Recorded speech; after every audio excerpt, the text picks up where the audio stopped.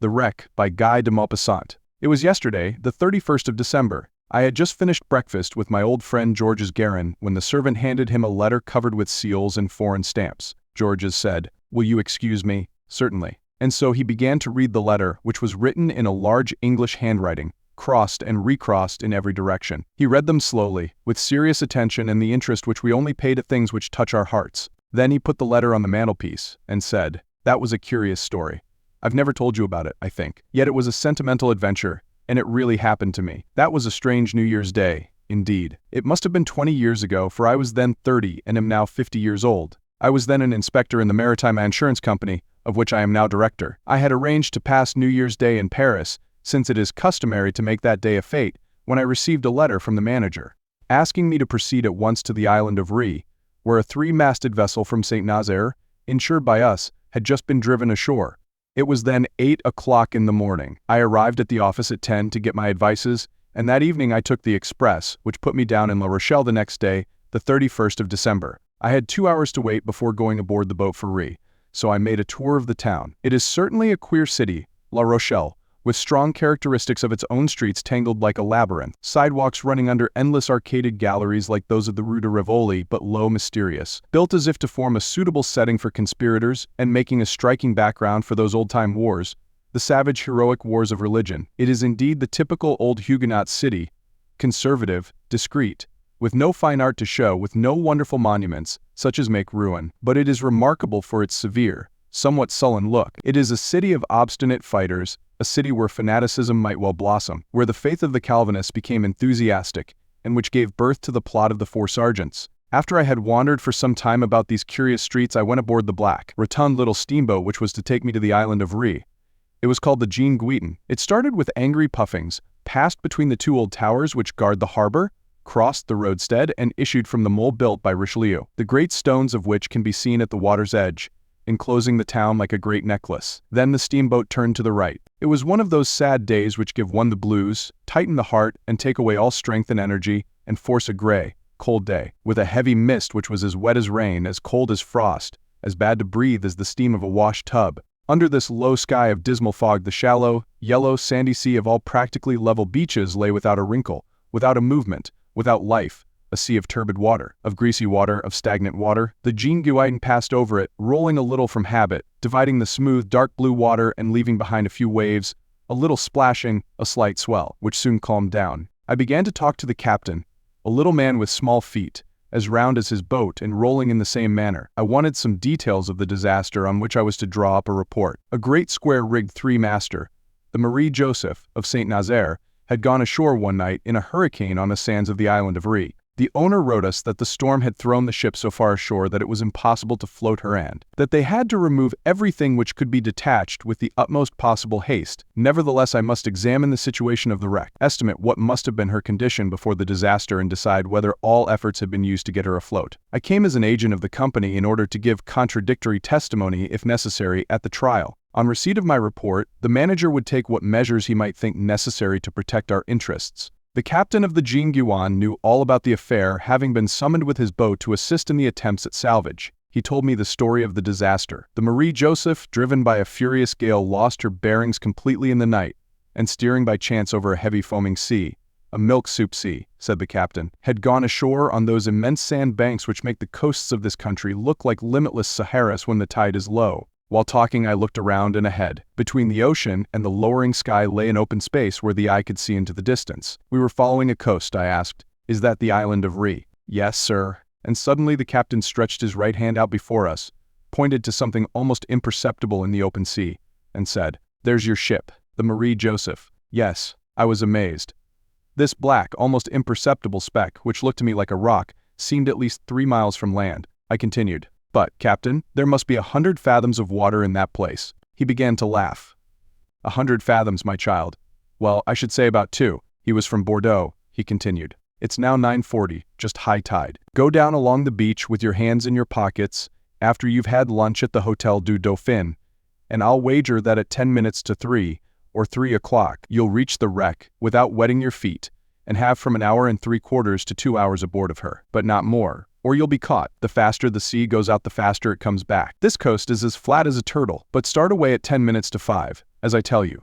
And at 7:30 you will be again aboard of the Jean Guiton, which will put you down this same evening on the quay at La Rochelle." I thanked the captain and I went and sat down in the bow of the steamer to get a good look at the Lucca city of St. Martin, which we were now rapidly approaching. It was just like all small seaports which serve as capitals of the barren islands scattered along the coast, a large fishing village, 1 foot on sea and 1 on shore, subsisting on fish and wild fowl, vegetables and shellfish, radishes and mussels. The island is very low and little cultivated, yet it seems to be thickly populated. However, I did not penetrate into the interior. After breakfast I climbed across a little promontory, and then, as the tide was rapidly falling, I started out across the sands toward a kind of black rock which I could just perceive above the surface of the water, out a considerable distance. I walked quickly over the yellow plain. It was elastic like flesh, and seemed to sweat beneath my tread. The sea had been there very lately. Now I perceived it at a distance, escaping out of sight, and I no longer could distinguish the line which separated the sands from ocean. I felt as though I were looking at a gigantic supernatural work of enchantment. The Atlantic had just now been before me.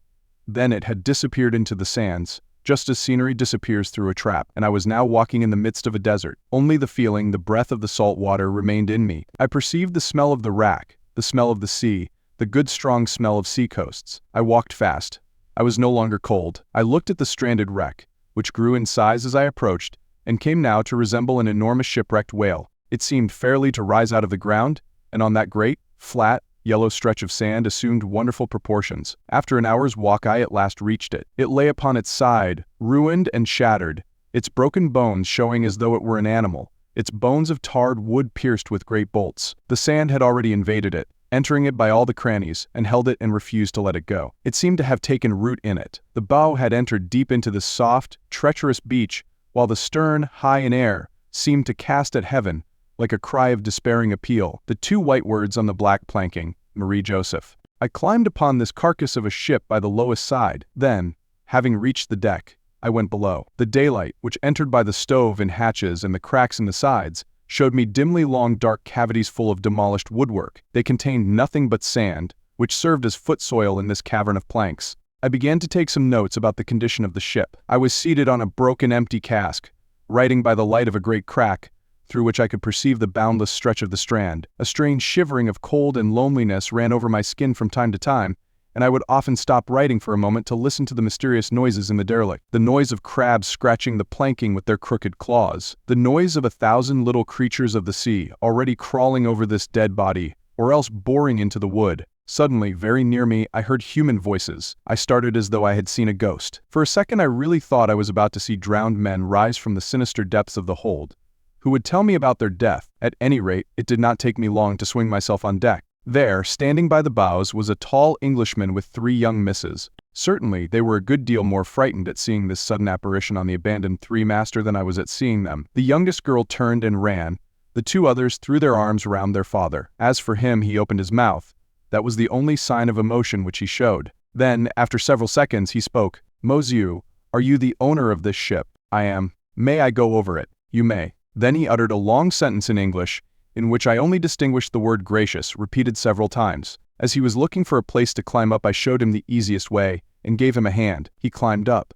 Then we helped up the 3 girls, who had now quite recovered their composure. They were charming, especially the oldest, a blonde of 18, fresh as a flower, and very dainty and pretty. Ah yes, the pretty English women have indeed the look of tender sea fruit. One would have said of this one that she had just risen out of the sands, and that her hair had kept their tint. They all, with their exquisite freshness, make you think of the delicate colors of pink seashells and of shining pearls hidden in the unknown depths of the ocean. She spoke French a little better than her father and acted as interpreter. I had to tell all about the shipwreck, and I romanced as though I had been present at the catastrophe. Then the whole family descended into the interior of the wreck. As soon as they had penetrated into this sombre, dimly lit cavity, they uttered cries of astonishment and admiration. Suddenly the father and his 3 daughters were holding sketch books in their hands, which they had doubtless carried hidden somewhere in their heavy weather-proof clothes, and were all beginning at once to make pencil sketches of this melancholy and weird place. They had seated themselves side by side on a projecting beam, and the 4 sketch books on the 8 knees were being rapidly covered with little black lines which were intended to represent the half-opened hulk of the Marie Joseph. I continued to inspect the skeleton of the ship,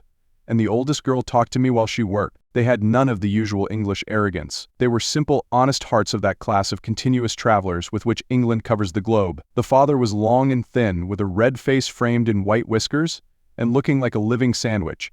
a piece of ham carved like a face between two wads of hair. The daughters, who had long legs like young storks, were also thin except the oldest. All three were pretty, especially the tallest. She had such a droll way of speaking, of laughing, of understanding and of not understanding, of raising her eyes to ask a question, eyes blue as the deep ocean, of stopping her, drawing a moment to make a guess at what you meant, of returning once more to work, of saying yes or no, that I could have listened and looked indefinitely. Suddenly she murmured, "I hear a little sound on this boat." I listened, and I immediately distinguished a low, steady, curious sound. I rose and looked out of the crack and gave a scream. The sea had come up to us. It would soon surround us. We were on deck in an instant. It was too late. The water circled us about and was running toward the coast at tremendous speed. No, it did not run. It glided, crept, spread like an immense, limitless blot. The water was barely a few centimeters deep, but the rising flood had gone so far that we no longer saw the vanishing line of the imperceptible tide. The Englishman wanted to jump.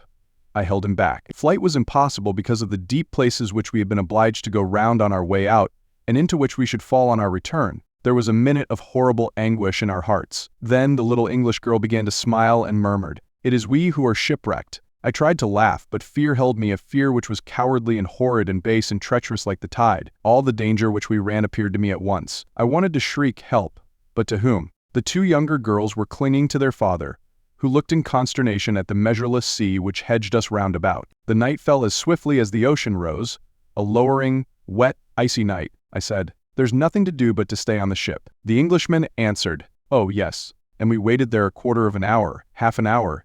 Indeed, I don't know how long, watching that creeping water growing deeper as it swirled around us, as though it were playing on the beach, which it had regained. One of the young girls was cold, and we went below to shelter ourselves from the light but freezing wind that made our skins tingle. I leaned over the hatchway. The ship was full of water, so we had to cower against the stern planking, which shielded us a little. Darkness was now coming on, and we remained huddled together. I felt the shoulder of the little English girl trembling against mine, her teeth chattering from time to time. But I also felt the gentle warmth of her body through her ulster, and that warmth was as delicious to me as a kiss. We no longer spoke. We sat motionless, mute, cowering down like animals in a ditch when a hurricane is raging, and nevertheless, despite the night, despite the terrible and increasing danger, I began to feel happy that I was there, glad of the cold and the peril, glad of the long hours of darkness and anguish that I must pass on this plank so near this dainty, pretty little girl. I asked myself, why this strange sensation of well-being and of joy? Why? Does one know? Because she was there. Who? She? A little unknown English girl? I did not love her. I did not even know her. And for all that, I was touched and conquered. I wanted to save her, to sacrifice myself for her, to commit 1,000 follies. Strange thing.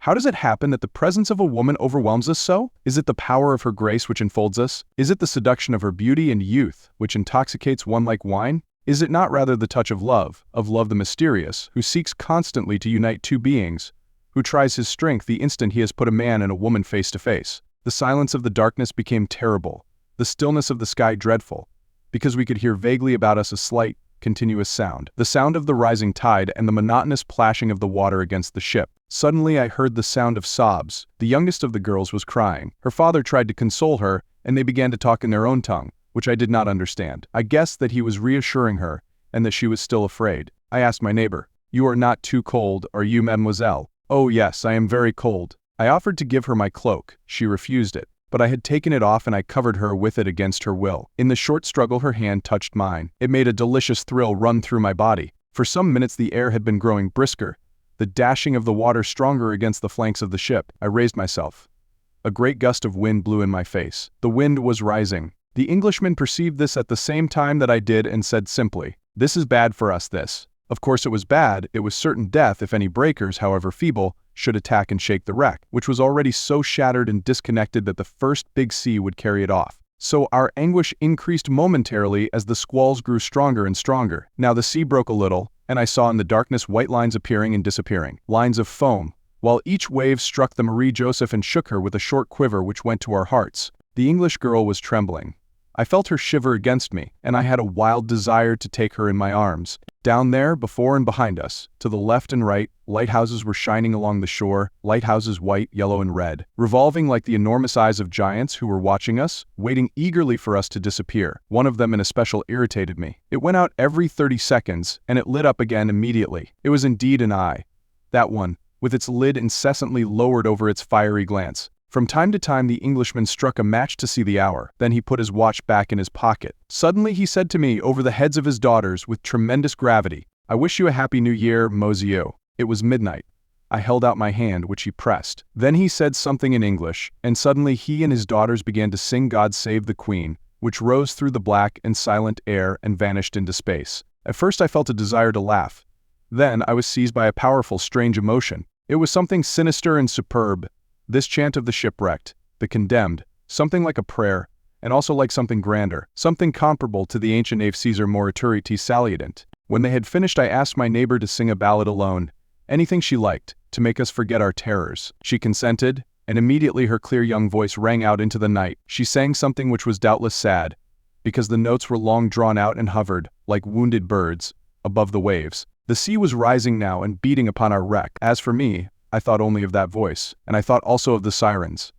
If a ship had passed nearby us, what would the sailors have said? My troubled spirit lost itself in the dream. A siren.